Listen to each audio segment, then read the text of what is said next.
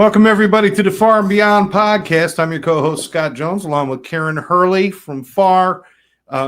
Stephanie not with us today. No, she's not. She kind of got backed up. She had some things, so we hope she's all better and all well. She had some surgery, and she's back working semi-annually or semi-working. Yeah, but she's doing well, and she'll be on next time.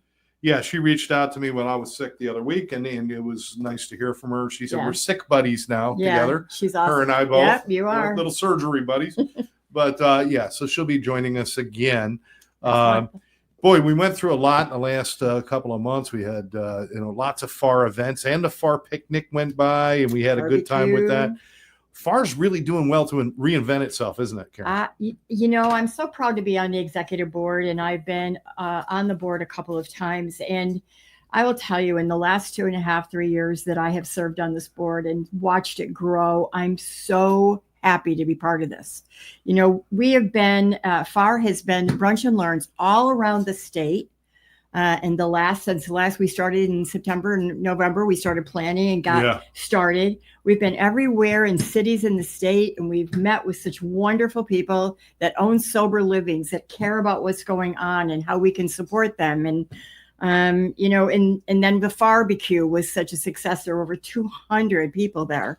Oh, well over, It was amazing. What a great time. Good food, good friends, good fellowship, good music. Right. Good music. Oh, we knew the DJ. Let's see. Scott Jones. Lots of dancing going on. Lots. We had such a great time, a little bit of cornhole and horseshoes. It was great. It was great. So, Michael Cabot was the, chair of Farr now. And when I came back on, I just wanted to see what was happening before I really committed. And it took me no time at all to commit because what was happening there and changing, and the whole premise of Farr became about service and how we can help others and save lives. And I'm so impressed. And then Michael Schlossman coming on and becoming CEO. He's the legal advisor, and Susan Ramsey is legal. And the staff at Farr is so accommodating and so caring. I used to get calls a lot where nobody would answer. People are taken care of right away. Yeah. That is so amazing. And shout out to Sarah Barkley for really coming through with volunteers for the picnic and having her people come out and help out. Everybody's involved now. And just an incredible time. If you want to know about what a Farr event's coming to your area, or you just want to find out more about Farr, which is the Florida Association of Recovery Residences, go to farronline.org, farronline.org, a brand new website, really easy to follow. Look for the events and show up at the brunch and learns. If it's in your area or even outside your area, show up, certainly register and show up. Even if you don't like Farr and you want to make comments, we're inviting that at these things where we can answer questions face to face and deal with issues. Hey, listen, the way Farr's changing, if we come up with issues that people are having, those are the issues that we're going to attack next. And they're doing a great job. So just as a reminder, the final brunch and learn of this cycle is June 18th at FAU. You can go on the Farr website and register for that. I think it's up already to go to the brunch and learn. Yeah. Please come, uncertified, certified. Please come and talk so that we can pull everything together and you understand more, and we're here to help you. So please come and join us. And that's, like you said, that's coming up in June, and it's it's at the Boca campus, so it's not far for anybody to get to. Well, I guess if you're listening in California, you've got to be looking for another organization. I'm sorry, Farr, Florida area. It would be car. Anyway, one of the reasons that we do this show is certainly to talk about Farr and the people who work with Farr in Farr and are making these changes. We also want to talk to the people that have sober livings and people who have been in the recovery community for a long time, and people who have either used or maybe questioned Farr. Yes. But today we're talking to somebody who's got some great experiences to share. Sure has. And this guy's been around for a while. Recently married. Yes, recently married. We're going to find out today. His wife. It's been a few months. We got to find out. Did it stick? We got to find out. It's still there. So let's bring him in now. And this is Raul Maurice from, he works with Pure Health, and he also has his own sober living, sober development. How are you, Raul? I'm doing great, Scott. Hey, Karen. How you guys doing? Thank you for coming on board and talking to us today about your experiences. First question, of course, you've been married for a little bit now. Did it stick or are you done yet? I am a satisfied customer. I am very, very. Damn. I'll tell you, they post the two of them together and they're so happy and smiling. You can just see that you guys are just absolutely adorable and you're just matched so beautifully, the two of you. That's all God. God brought us together. Yeah. There you go. And work on your part to become the person that you are, who is a person who is a kind, caring human being of service. Not what you've always been your whole life, but that's what you are now, right? Today I am, yes. Yep. Yes. Tell us a little bit about your experiences. We've talked about, we were just going through the brunch and learns and we were going through the barbecue and things like that. But talk to us about, because we've been up, Scott and I have been up to Pure 2 or 3 times. We've done training there. Always impressed with all of you and your staff. They're amazing. Tell us about Pure and about being part of Farr and just some of your story to share with others. So just a little bit of my personal journey with Farr is I've been operating sober livings in Indian River County for approximately 5 years and just became Farr accredited approximately 3 years ago. And my perception on Farr prior to becoming accredited was that it was, just full transparency. I thought it was a money grab. I thought it was what you were able to build pathways to work with treatment centers because I know they regulated a lot of that. And I was mainly working with reentry programs from the prisons and local jails. So I felt like it wasn't something I needed. But however, I did have a mentor that pushed me, that is my partner in Pure. And he said, this is what you want to do if you want to become legitimate. This is how you get viewed and seen as, one of the guys that are doing the right things, whether it's voluntary or not. And I have to say that, going through the process of becoming Farr accredited grew me tremendously. Having the right policies and procedures on how we operate, the ethical practices that they teach you, the perspective that they have as a third party that gets to view into many other local sober livings and organizations and give you best practices is really, really valuable. But I've had a really, really great experience with Farr. Really grateful for what they've helped me develop into a better program for sober living. And even on the treatment side, just realizing, that they help us regulate our program better. Absolutely. And they're not there to flip everything upside down on you, but they want to give you the tools and information that you may not have thought about. I mean, I'm sure 5 years ago when you opened Sober Living, what you thought was going to happen and what actually happened were probably very different paths, weren't they? I had all the best ideas in the world and they were all wrong. And I'll be the first one to admit that. I had some ideas and, we attempted to do some things that failed miserably. One of them was MAT. I had a difficult time trying to regulate MAT, and that's something that Farr just kind of pushed all programs to become a part of. And, revisiting that with them approximately a year ago, because we started taking it a little over a year ago, but asking them questions, having their insight, asking them, the best practices, that's who guided me to build our policies around how we operate. Wow.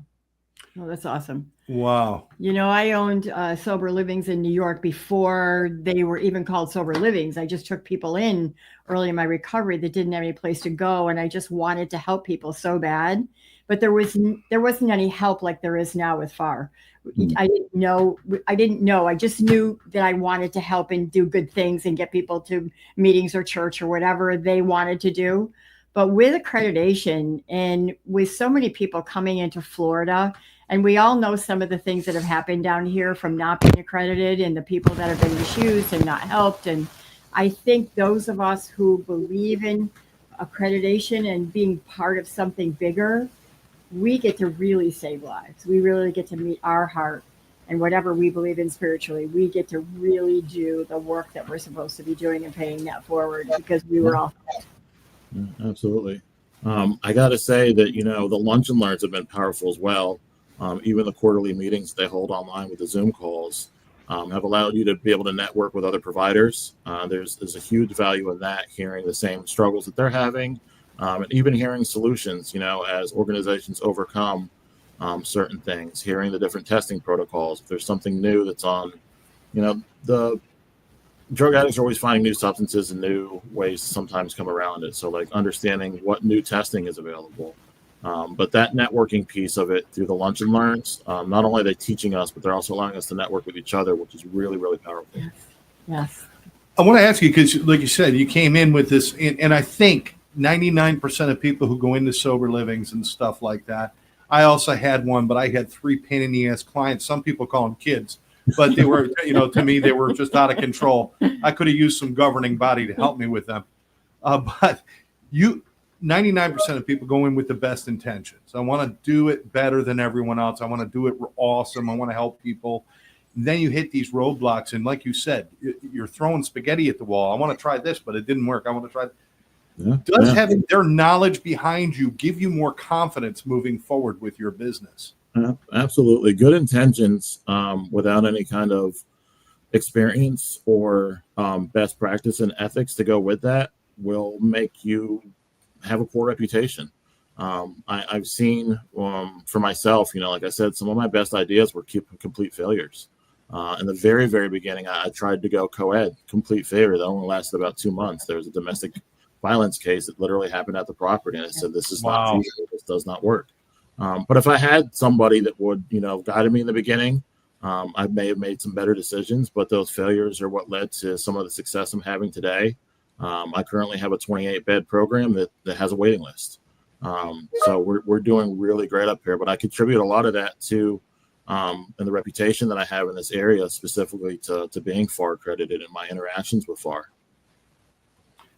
Karen, we hear that a lot, right? I People know. who are like, well, what do I need Farr for? Then once they're in, then they start getting all this good information and have people in your corner. And the network. We hear a lot of that. The network, because you're all doing the same thing. If we're all doing the same thing and we're all sharing, somebody said to me once, well, why do I want to be Farr accredited? Because they're all going to be taking the people that I have. Well, we all know if we're in recovery, there's plenty of us that need help.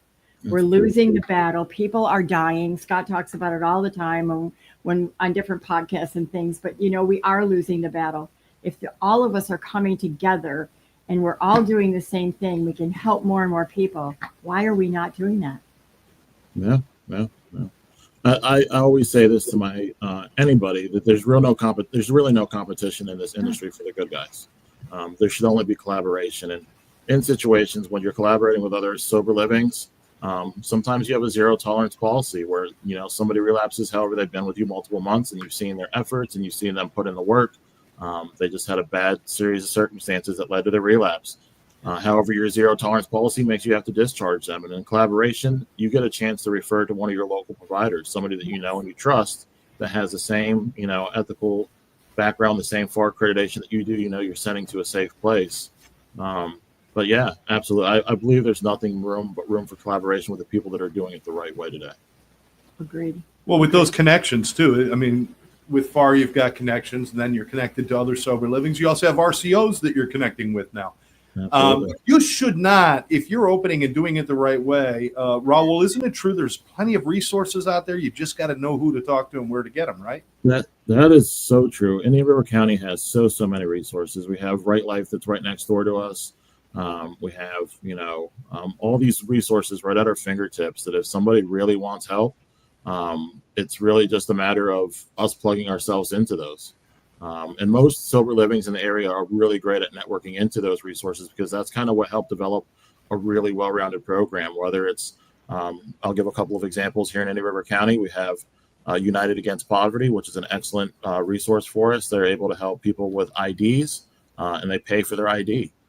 There's a bicycle program for an Indian River County resident. Once they become residents, they can get a free bicycle.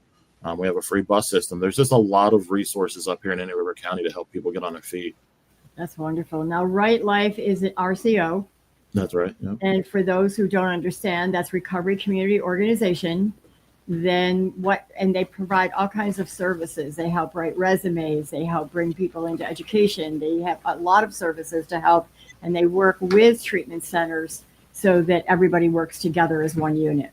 Yeah. And they even have a respite house in St. Lucie County where nice. In those scenarios of relapse where somebody needs to possibly may not meet criteria for detox, but might need a little bit of a stabilization in a safe environment so they don't continue to use.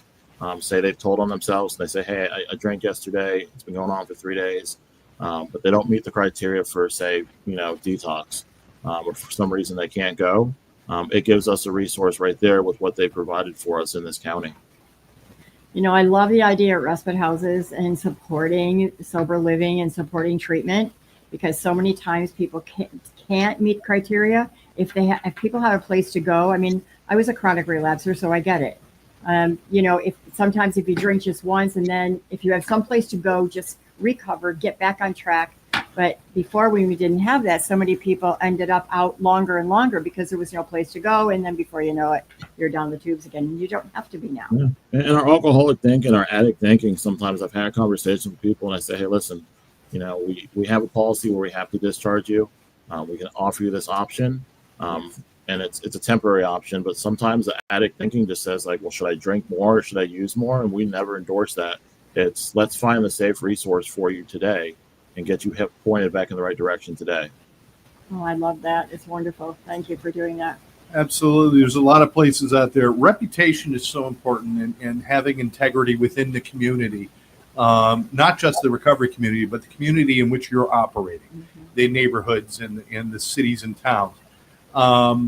Has that been something that's been in the forefront of your mind while operating Sober Livings, is having that integrity both with clients and with the community? Absolutely. One of the things that Farr focuses us to do is to have a good neighbor policy. They know that, most neighbors sometimes, in some cases, don't want it in their backyard. However, you can be an example of what a real sober living looks like, where if you get your residents involved in community work, doing service work for the community. I have our neighbors that come and knock on our doors and ask some of our guys to do yard work for them. Sometimes like, hey, I got to move, a large limb. Right through this last storm that we had up here, there was a lot of limbs that went down, and the neighbors came to our house first, knowing that we have men there that will be willing to help for a few dollars. And all the guys showed up, and they did it as service work because they have a program. Wow. Isn't that awesome? That's incredible. This good neighbor policy, because I think a lot of people get this image in their head, Raul, of especially a men's sober living, with 20 guys standing out front with no shirts on, smoking cigarettes and trash in the front yard.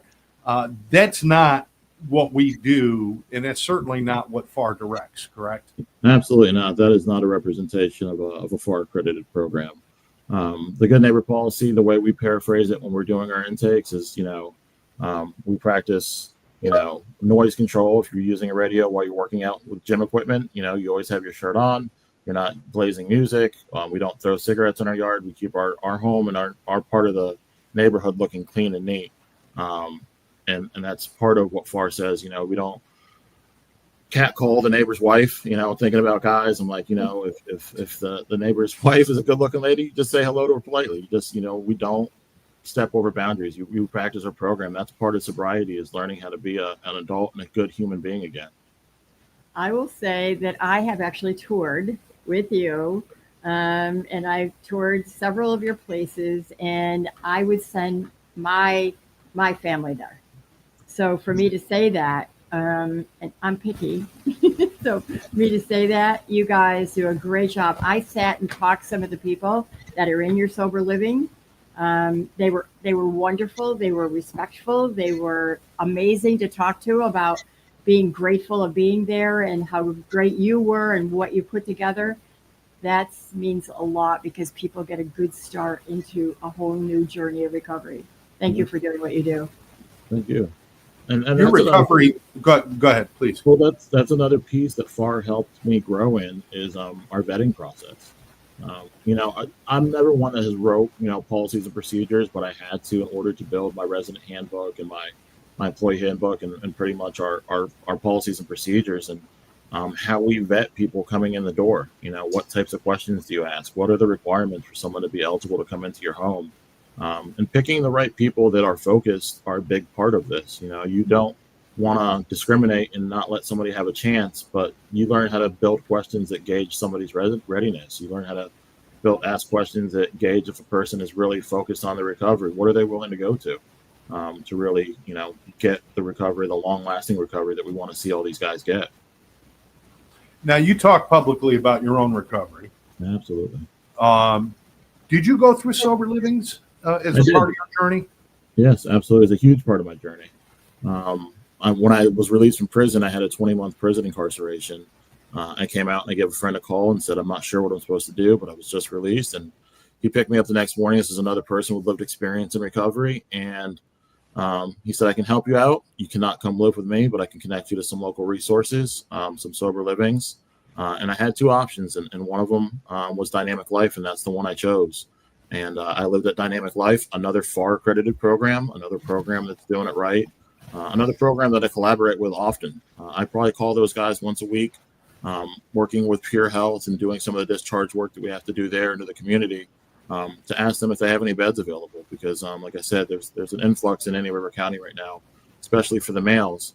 But yeah, sober living was huge. It taught me, the foundation for my recovery, making the meetings, having accountability, having peers that were like-minded, having a sober soundboard that, literally slept 5-6 feet away from me. If I'm having a rough day, I'm either being asked, are you okay? Or I can vent in frustrations, like life's not moving fast enough for me, whatever it be. But I tell these guys all the time, these are all the things that I went through. And even when I experienced, I lived at Dynamic for 6 months, then I was offered a sober living house manager position, which later turned into full ownership, which later turned into what I have today. I lived on site for approximately 3.5 years. So I tell guys all the time, like, we don't hurry you to get out the door. We want to see you grow into your sobriety. We want to see you grow into your routines that are keeping you healthy and, your sober mind in the right place. And those are all huge pieces of my journey of, living in sober living for as long as I did. And even my beginnings there at Dynamic Life. Did this impress upon you any kind of ideas about how important aftercare is? I mean, a lot of attention, and you know this because you work in the industry and you've been through it. So much attention is put on the treatment, the 30-day, the 45-day, the 60-day. Mm-hmm. And there's been relatively little excitement and or acknowledgement of how important the sober livings have been until recently. That's coming around. Can you explain how important that is, that kind of structure after treatment? I personally, if we considered a level care in the treatment industry, I would say it's probably the most important. It's where the rubber hits the road the most. It's where the most freedom's going to happen. You're going to have the most temptation. As life starts to get good, alcoholics like to celebrate, and our types of party favorites are drugs and alcohol. But I recently heard a statistic, because I am part of, an aftercare group that we run at Pure. And Oxford House came in, and we invite other providers at our aftercare group. We invite all the other local providers of sober living into our group to present how to apply, what are the recovery requirements, and how to become part of, what aftercare looks like. But Oxford recently shared that they had a university that did a study specifically on Oxford houses, but I think this is probably widespread, that residents that lived in Oxford homes for longer than a year had very higher chances, up to 80% higher, for long-lasting recovery. And, the young lady that shared that statistic was like, this is probably across the board. It's not an only Oxford House type of statistic. It's not necessarily Oxford House that gets that statistics. It's just somebody that commits to a long-term safe environment for that, at least that first year, has built a solid routine for the recovery that can last them, a lifetime.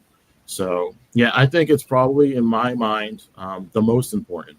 I've had most of my friends that are sober, 5 years and beyond, will tell you a story about the sober living they lived in. And the reason they have that time is because they typically stay there for at least a year. Well, way back when we were first around, there were like 30 of us that were all together all the time.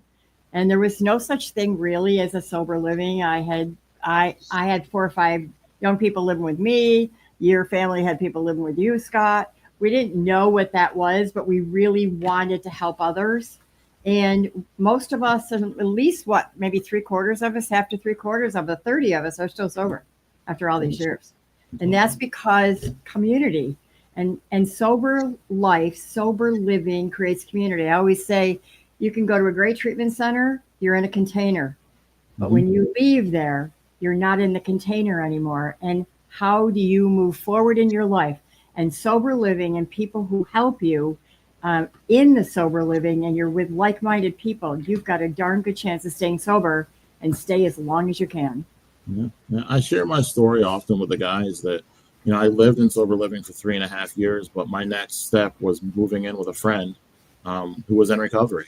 Yes. And that was approximately a year. And that, to me, I still technically considered sober living. I had a sober soundboard and a like-minded person.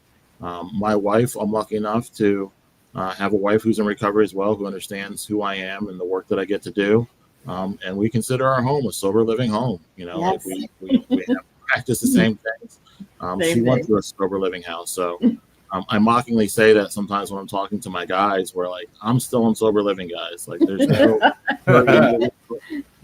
historically, I've seen a guy that was in a hurry to move out, has a 90-day plan, how he's going to get a couple of paychecks and, get the studio apartment, and it just doesn't work out, and I've seen that historically not work out. And I always try to share that. Go ahead. No, go ahead. I love that you talked about community. One of the things we do at our sober living is we have a Saturday morning meeting, and this is one of the recovery requirements coming in the door. On Saturdays, you have to be up at 6:30 a.m. to join us for a meeting that we have in one of our backyards around a bonfire. And the first 30 minutes of that meeting is a reflection on the AA thought for the day, but the last 30 minutes of that meeting is everybody participates. Everybody shares something positive that happened in their life that week. And then on a week-to-week basis, you're going to hear guys saying things like, I got a job. I haven't had a job in 2 years. I got a raise at my job. They just gave me keys to the store. I get to see my family this weekend. I get to see my kids. My wife put a ring back on her finger. Like all these things are examples of community where these guys are sharing these things with each other. The guy that might have 90 days that just got to see his kid has the guy that just got there a week ago who's wishing for that, who's hoping for that. And he can see what the progress of, 90 days. Wow, he gets to see his kid in 90 days. Hopefully, if I stick around and I do what he's doing, I can have that same experience. Absolutely. Love that. Absolutely. Me too. Love that. Me too. Now, wait. So the wife putting a ring back on the finger, that was good news? I just want to clarify. That was okay. Good. We celebrated that with him. Sometimes it ain't, brother. I got to ask you a question. You've been doing this for a while. Mm-hmm. First of all, anybody out there who wants to know more about your sober living, you can go to soberdevelopment.com and find out about the sober house. And you know what? Even if you're hearing, like you said, you got a waiting list, still call, because you guys, again, because of your relationships, if you can't help them, you can find somebody who can. Absolutely. And it's really important, right? Yeah, we always ask if you're in need today, let us help you find somewhere to go. If you have a safe place where you can stay and you specifically want to wait on a waiting list, and the way my waiting list works is truly you show me your willingness. You give me a call every day. You will not bother me. Call me or text me and let me know that you're still looking and you're actively engaging at least some type of effort towards your recovery. And the guy that calls me every day stays on the top of my list. And I've told guys this for years because it just showed me something that my sponsor showed me is like, what night am I going to go to for my recovery? I can't make a phone call every day to say I want to go into this place where I think, I can stay sober. You're going to have to go to a meeting every day. You're going to have to talk to a sponsor every day. You're going to have to do something every day for your recovery. So it can start there, and it shows me that man's willingness. So the question I want to go to before we run out of time is I appreciate the fact that Farr has been such an integral part of your growth and your success. That's awesome.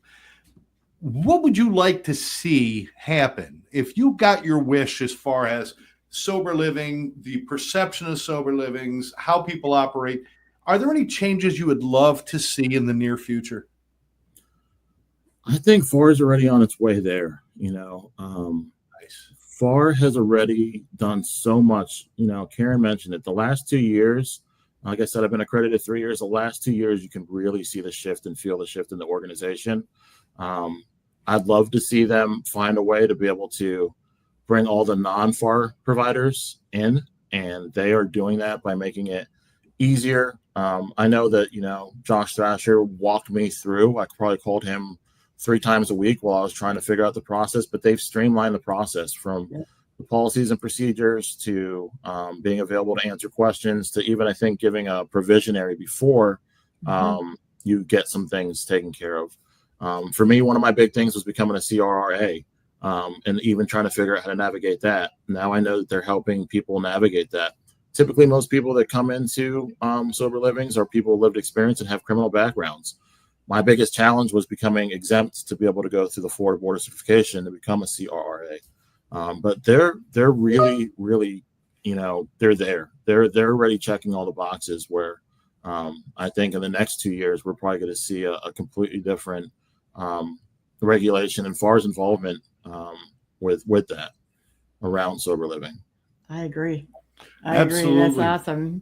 And the staff, and I'm glad you mentioned Josh Thrash. We can mention him every show just because he is one of those people, his dedication and his kindness. And, he'll give you his time so freely. And one of the reasons is because he's a drummer, which means nobody will hire him. So he's got time to help people. He knows I'm teasing with him. There's so many good people. Yeah. And the thing is, people like you, Raul, make it. I'm not on the board. Karen's on the board, and there's other things. I get involved in a lot of things. And you excite the people at Farr because you want improvement. You want to do better. You never look at things and say, this is good enough. You always want to do more. And Farr is there to support you in doing that. So thank you for everything that you do, my friend. We've known you for years. Yes, we have. And have seen nothing but the best integrity and the kindest heart. And we appreciate everything you do. Sure do. Thanks, guys. I truly appreciate the work that you guys do as well.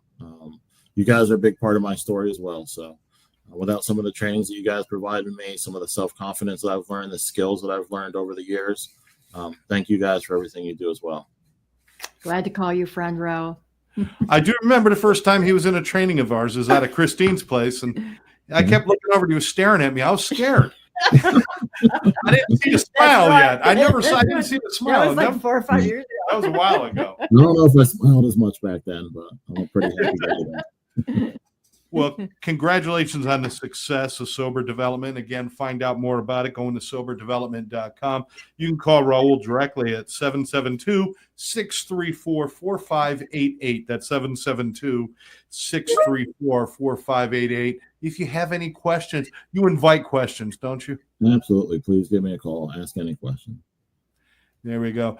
Karen, this is what Farr is all about, isn't it? Sure is. I tell you, I've got goosebumps half the time when you were talking. When you're talking about being around and everybody talking around a fire, I remember doing that way back when. Oh, yeah. And that's what keeps us all sober, keeps us working together, and that's what it's all about. I have so much respect for you, Raul. I'm so grateful you came on the show today. Thank you. Thank you for all you do. Thank you guys for inviting me again. Really, really grateful to be here. So somewhere out there right now, Raul, watching, we're going to give you the final comment. Somebody's watching and saying, I'm just going to get out of treatment and I'll be fine. I'll do it on my own. Anything you want to tell those people out there right now? My best thinking failed me. My life didn't get to the place where it was with me saying I'm trying to destroy my life. It got there with me trying to say, these are my best ideas. So if your best idea is to still run your own plan, you should probably definitely take a suggestion from a guy that's staying sober, who might share some of his experiences at how he got there. And my suggestion from a guy that's staying sober and got here by taking suggestions from somebody else would be consider going to sober living for a minimum of a year. Agreed. Fantastic. Thank you so much. For everyone out there, thank you very much for watching Farr and Beyond podcast, brought to you by Farr, of course, and of course, One Brother, One Sister, bringing you this programming as well, right here in the Sober Life Studios. Make sure that you like the show, subscribe to the channel, and certainly leave your comments. For our guest, Raul from Sober Development and Pure Health, we want to thank him for his time. Karen Hurley, I'm Scott Jones. Everybody out there, thank you. Have a great day. Have a great day. Bye.